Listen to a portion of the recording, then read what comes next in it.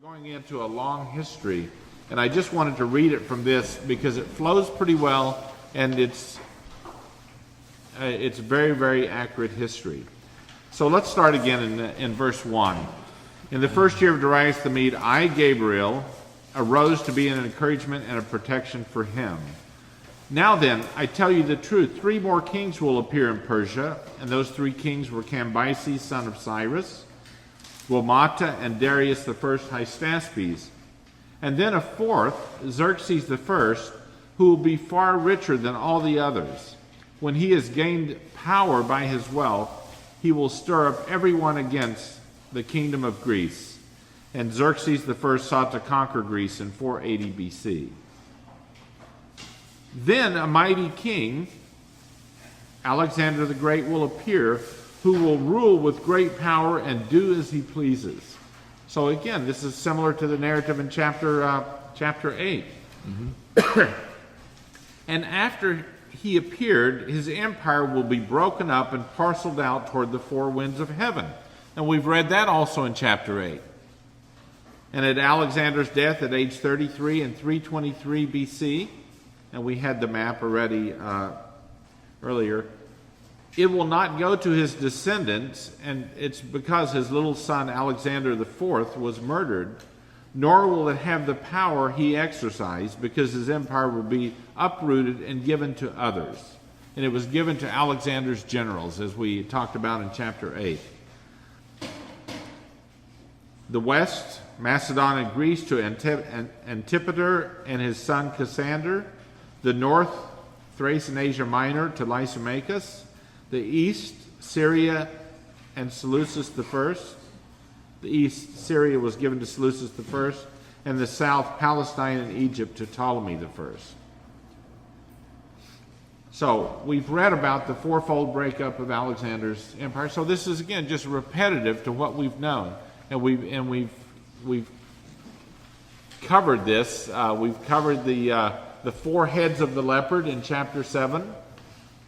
We had the shaggy goat that had 1 horn between his eyes that ran and head-butted with the ram, and then in place of that horn came 4 others. So it's 4, 4, and 4. The scripture is just expanding upon this, and we're getting a very clear picture of history. Now it begins a long history. Let's just read about how this unfolds. So after this happens, the king of the south, Ptolemy the first of Egypt, will become strong. But one of his commanders, Seleucus the first, will become even stronger than he, and will rule his own kingdom, which happened to be the northern Babylonian Syrian empire, hereafter called the king of the north, because Syria is north of Egypt with great power. So Ptolemy the first will become strong, but one of his commanders will become even stronger, will break away and become a king of the north with great power. After some years, they will become allies, and the daughter of the king of the south, Berenice, daughter of the Egyptian king Ptolemy II, will go to the king of the north, Antiochus II of Syria, to make an alliance. And this alliance was made through a treaty sealed by the marriage of Berenice to Antiochus II, who divorced his wife, Laodicea, to marry Berenice. That's where the word in the scripture, the church at Laodicea, it came from here. As the world turns here. Yes, yeah. that's right. Yeah. And so he divorced his wife to marry Berenice. But she will not retain her power, for Laodicea had plotted a coup d'etat, and he and his power will not last. Antiochus II was poisoned to death, and in those days she, Berenice, will be handed over together with her royal escort and her father and the one who supported her. And Berenice and her infant son, according to history, were assassinated, and Berenice's father, Ptolemy II, died. But one of her family line, verse 7, and this was Berenice's brother, Ptolemy III of Egypt, will arise to take her place, and he avenged Berenice's death by deposing Laodicea and her son Seleucus II at Antioch in Syria, after a bitter 5-year war, after which he will attack the forces of the king of the north and enter his fortress in Antioch. He will fight against them and will be victorious. Verse 8, he, Ptolemy III, will seize their gods. And according to history, it was 2,000 costly idol statues, their metal images, and their valuable articles of silver and gold, and carry them off to Egypt. For some years, he, Ptolemy III, will leave the king of the north, Seleucid II, alone.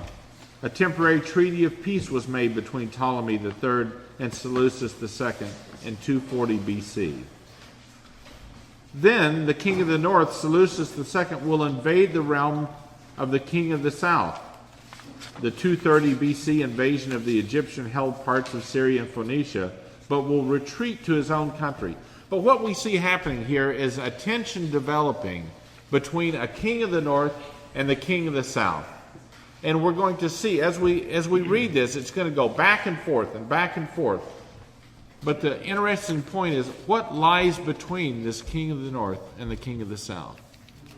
The beautiful land of Israel. It becomes somewhat of a political football that's passed this way, then passed that way. Because in each invasion, one way or the other, they will overtake the land. And then this one will go north and overtake the land. But listen to as the narrative continues. And I just think these notes from the NIV help to make this flow better. It becomes, without knowing history, it becomes very confusing. And I think this adds some legitimacy to the prophecy. So, again, verse 9, the king of the north, Seleucid II, will invade the realm of the king of the south. The 230 BC invasion of the Egyptian held parts of Syria and Phoenicia, but he will retreat to his own country. So he invaded, but he retreated. His, Seleucid II's sons, Seleucid III and Antiochus III, will prepare for war and assemble a great army which will sweep like an irresistible flood, invading Phoenicia and Palestine, and carry the battle as far as his fortress at Raphia in southern Palestine, where Antiochus III was then defeated by the Egyptian armies of Ptolemy IV. For then the king of the south, Ptolemy IV, will march out in rage and fight against the king of the north, Antiochus III, who will raise a large army, but he will be defeated. It will be defeated.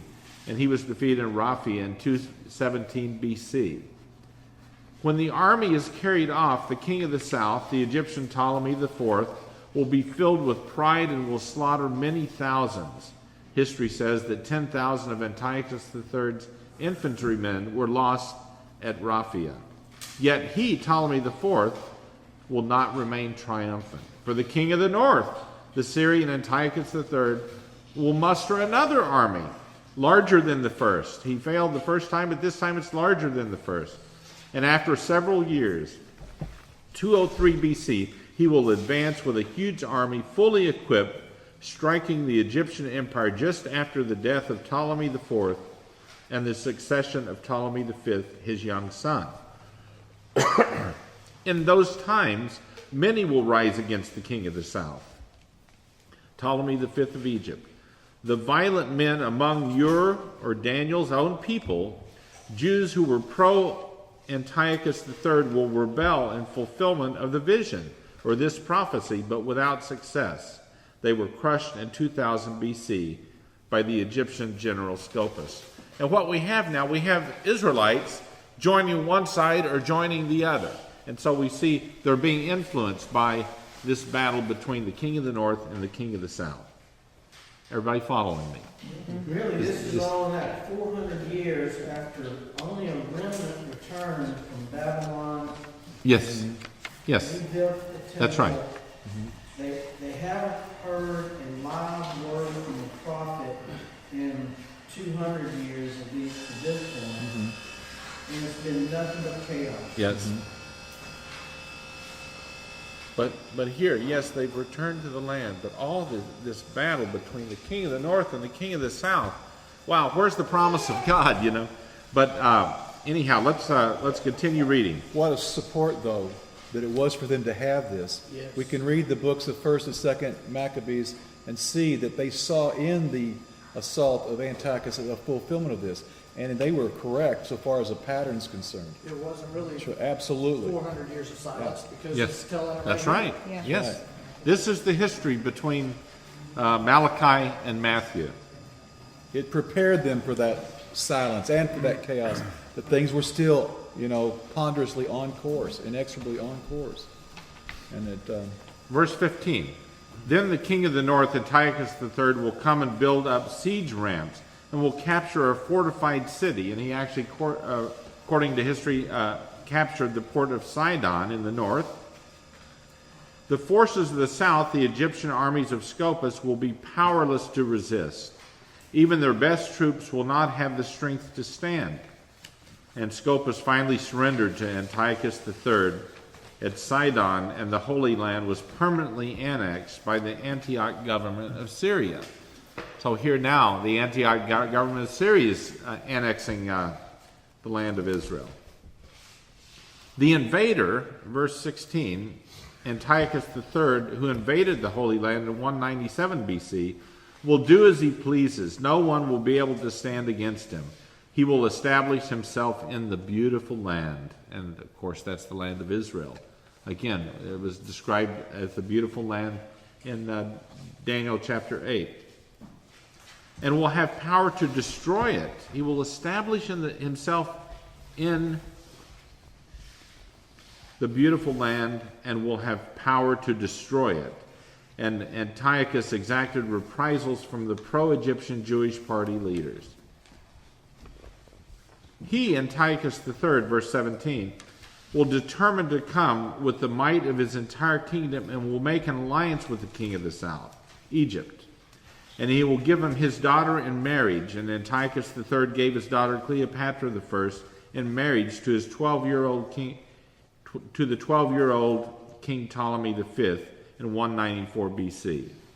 In order to overthrow the kingdom, Antiochus III hoped by this alliance to overthrow the line of Ptolemy and gain control of the Egyptian empire.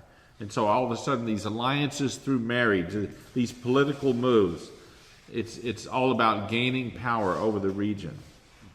And one of the things I might say is historians say this is so perfectly accurate. These prophecies of Daniel, that's why they're saying there's no way Daniel could have lived at the time. There was two Daniels, they say. There's books out there that say there was two Daniels because it's too accurate. He couldn't have. Of course, they don't believe that This is an angel. this is prophecy. yeah, they believe it was. Old enough to- Well, you have the Dead Sea Scrolls and some things like that to show that the Jews believe that Daniel was a substantial prophet during the Maccabean struggle, Yes. and some things like that are the ones that it was received into the canon by the Dead Sea people. That much you have, but the idea that Daniel actually said this, they dismiss that. They say this is prophecy written after the event. This is a 2nd century BC patriot who took up the name Daniel as a pseudonym. Can't be Yeah. prophecy. Exactly, in order, and they do note a few little things that don't line quite back up because in their alleged reading, because he's writing prophecy after the event, making it look like prophecy to bow up the hopes of the struggling Maccabean resistance. And because they can't conceive of this kind of accuracy being given by the Spirit of God, even when they give a lip service to prophecy, they want it to be very broad and, general and vague. They like vagueness, but I tell you, the devil doesn't like details. But we know from the description this is the writing of truth. This is exactly true. So let's continue. Verse 17.